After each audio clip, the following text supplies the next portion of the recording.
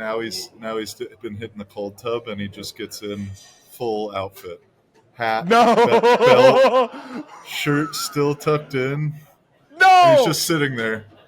He's like, "Hey," I'm like, "You're fucking awesome." No, does he? Yo, Joe, does he have khakis in the damn cold tub? Belt, khakis. I'm sorry, Coach. I'm like, Coach, do those khakis, they keep a little insulation, keep a little warmth in there?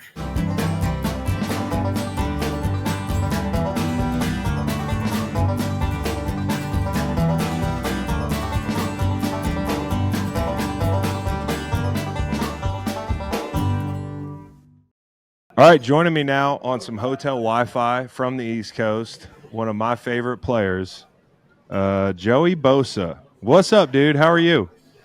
I'm good. Just finished up today. Still haven't showered, so pretty musty, but good couple days out here in Charlotte. I don't know if you've ever done the week trip. I'm sure you have at some point, but it's interesting. Definitely throws you off the rhythm a little bit, but I think we've definitely made the most of it so far. Well, I mean, are you regularly a shower pill guy, or it's just a special occasion? You just were in a rush today? No, never. I shower probably too much. My poor white flaky skin is like falling off.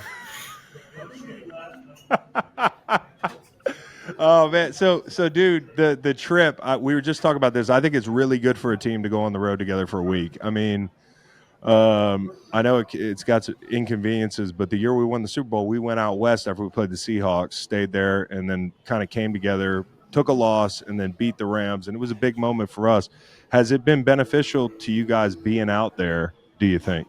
I think so, in the sense that we're together, it's spending a lot of time together. It's all focused on football. You get done for the day, you got nowhere to go. You got your room and the training room. So I think, it's a little adversity. Obviously, people have families, dogs, kids, whatever it is. But to be out here and be focusing on ball and get a few extra hours off of flying, well, more than a few, like 10 extra hours off of flying is a positive. But I think it's been good. The staff's been good, taking care of us out here at the Uptown Marriott. So it's been good. It's I think he just docks the hotel. Yeah, come find us. He docks the hotel, dude. You're gonna have people there tomorrow morning. Look, we already have a few stragglers. Okay, good. So when you're getting ready to play Pittsburgh, man, like, it's kind of a big challenge in two ways for an edge player. Obviously, you've got the run game that they're so committed to, but also like rushing Justin Fields. Talk to me about, in general, rushing an athletic quarterback, but not only one that's athletic, one that's like probably almost your size. Yeah, he's not small. Me and K-Mac were laughing earlier in the meetings that we need to go back to pocket passer, stand in the pocket QB era, because we're getting sick of chasing these guys all over the place. But it's kind of feel like a broken record every week. It's like, oh, what do you need to do? And it's rush the passer, but not let him affect you on his feet. Getting out of the pocket, making those crazy throws. He's a great athlete. Like you said, he's 6'3", 6'4", big dude. So it's not like you're going to be able to just leg tackle him or slap at his legs and get him down. But it's a big emphasis this week to just focus on rushing together as 4 or 5 up front and, trying to affect him, get your hands up, but just trying to keep him in the pocket. Yeah, no question. Easier said than done. And like, I always feel like coaches' buttholes get super tight all week about athletic QBs, and then Sunday, if the ball's out and there's no rusher in his face, everybody's like, "Win a damn rush!" Yeah. And you're like, dude, all week you slowed me down. It's the happy medium where you don't want to rush scared, like you want to be working your stuff, but you also just have to be aware that he can kind of escape anywhere. You don't want him just be flying around the edge 50 times. Yeah, exactly. Well, the guy that stands out to me, I mean, obviously you guys look like a totally different football team, very physical team. But the guy that stands out to me is Joe Alt. Like, you've been watching him in practice since he showed up. And I got to be honest, Joey, like, I had no idea he'd be this good. What were Yeah. your first impressions of him? And then, like, when he comes off the field after hanging with Max Crosby a little bit a week or two ago, are you guys just like, wow, man, you really have it? Yeah, I think it was a huge week for him. Just rookie. I think rookie tackle might be one of the hardest positions to play in football. Coming out, you have a lot of stress, all the eyes on you, watching you go against a premier guy like Max, and for him to come Yeah. out of that game having a great game and having confidence as a tackle, I think is a huge part of their game. So to be able to come out and wouldn't say lock down. I mean, haven't watched the film. Don't want to Right. trash Max at all, but he definitely he more than held his own out there. And I knew from the beginning just the way he kind of carried himself, his athleticism, his size, obviously, but the way he could bend and just being a smart guy that wants to work. And like him and Rashawn are always got an iPad in their hands, watching film, trying to get better. And I think obviously Russia or playing against me, Khalil, Bud, and all the guys for camp. I think we gave him some good looks, and he was able to adjust and adapt really quickly. So I'm really proud with how he's playing. I think it might be the most important thing to take you to the end of the year is having Yeah. having a stout O line, and to be able to have two tackles like we have, I think is huge. Like, hey, man, nobody wants to think about last year, but I want to use last year to make a point about where you guys are this year. Like, I did not think it was a physical team in general. You had physical players, but the scheme wasn't physical to me. And the offense now, they play with physicality. JK's going for like 30 feet a pop. He's Yeah, 10 it's yards a crazy. carry. Going into camp, did you feel a difference? It's some of the same guys up front, obviously add a piece or two, but did you feel like the scheme elevated people, or was it Jim giving them confidence? You know what I mean?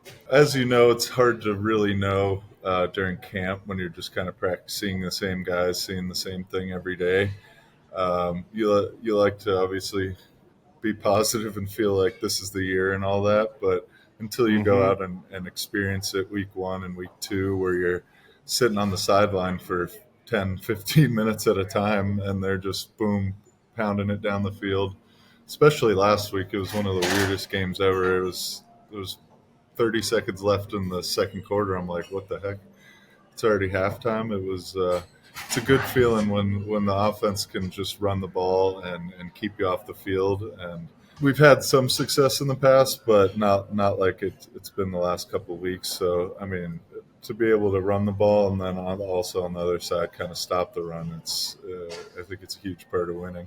Yeah, and you actually can finish your water on the sideline and stuff like that, you know? Finish your water, sit down. You're actually cooling down. You got to actually do a couple high knees and shit to stay Yeah. ready. It's not a bad feeling. Yeah. How do you feel physically, man? Because I know you've been through a lot with the injuries, over the last few years, and now what? I mean, you're not 30 yet. What are you, Close. 29? 29, You're getting close. to be an absolute OG. I feel like it was like just yesterday. It's my last year. I was like, I'm gonna need that jersey, bro. When you were a young guy, I was like, I need to get that Joey Bosa jersey. But you were a young guy, and all of a sudden now you're like a vet, and your room is full of vets. So, you, Khalil, Bud, like, what a fun, awesome group to be a part of. But also, how do you guys kind of spell yourselves so that you can stay fresh?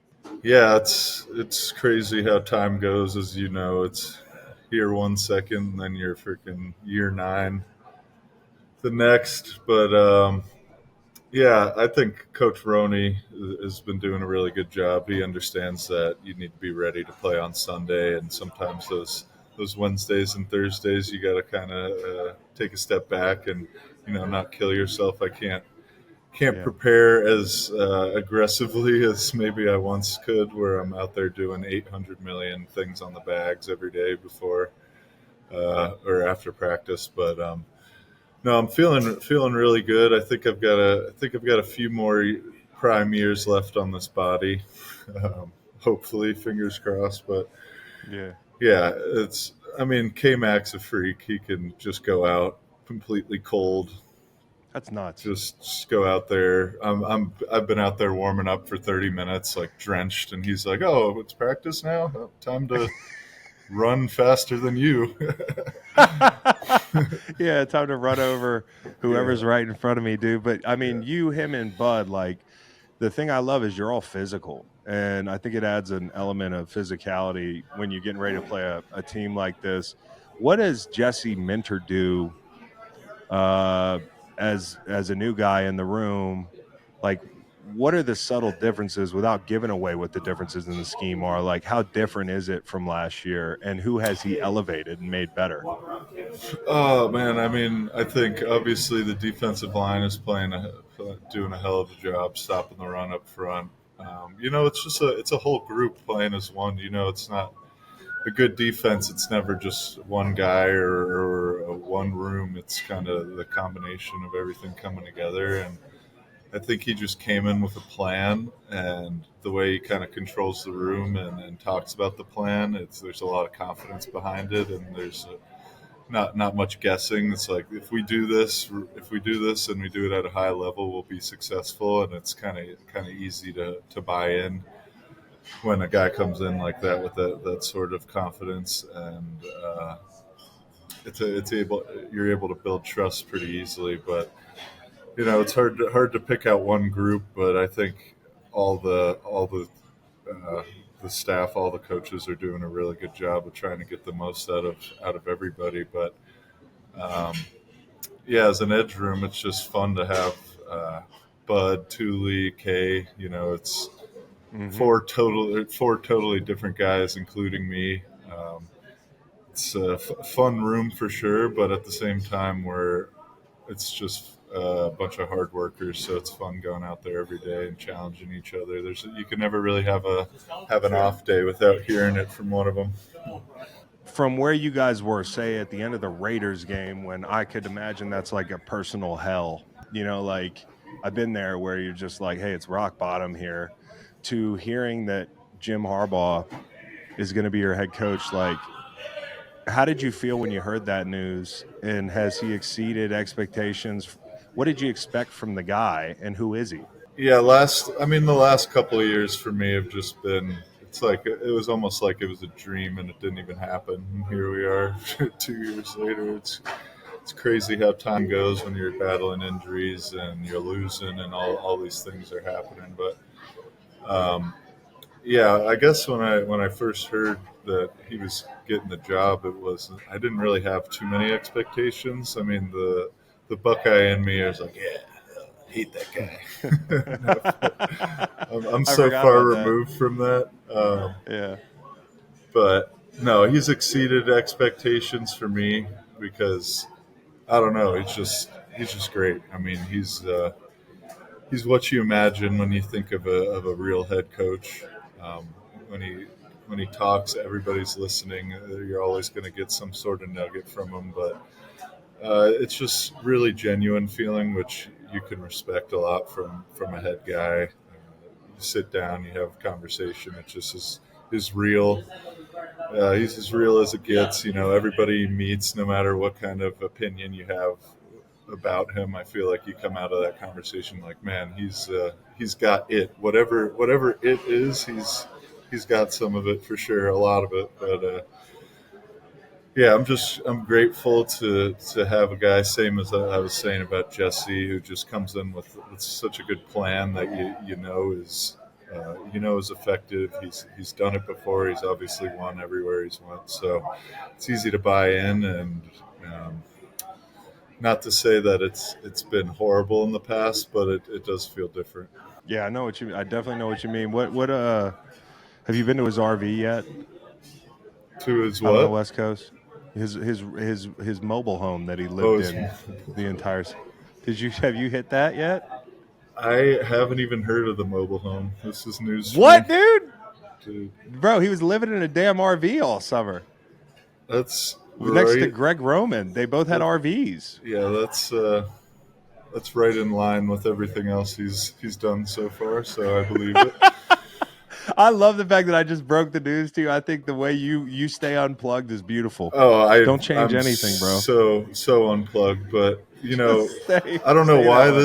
this is relatable, but it's funny. He's been like the RV life, but now he's been hitting the cold tub, and he just gets in full outfit, hat, belt, No, shirt still tucked in, and he's no, just sitting there. Just sitting there. He's like, "Hey," I'm like, "You're fucking awesome." no. Does he, yo, Joe? Does he have khakis in the damn cold tub? Belt, khakis. No. I'm sorry, coach. I'm like, coach, do those khakis that keep a little insulation, keep a little warmth in there? He's like, Oh, got no bro. Yeah, time I to mean, like it's change. kind of counterintuitive. You'd think a Yeah, football guy like him would be like, I want to feel the butt cold. naked. Yeah, no, Yeah, yeah, actually, pretty that's not the much. case. Yeah, I'm happy there. All right, so last one, man. You say you got a couple more years. I hope you play for 10, but like if you play 3 more, you figure your little brother's still playing. I went through that, kind of towards the end where not only was Kyle playing, but I had to play against him. You never had to do that with Nick, but I was always stressed like I can't turn the big brother thing off. You know what I mean? Like Yeah, I'm rushing watching him and I against your feel brother. helpless. Yeah, Yeah. rushing against your brother is wild. That would be a weird thing to He do, broke my rib. He broke dude. my rib in joint practice. Who I beat got? him. Who I got beat the him across better his of? face. Yeah, I got the better of him, Joey. I beat him across his face on a slant because he's a guard, and he whipped his giant arm around and ice picked me in the ribs, and he cracked my fucking rib.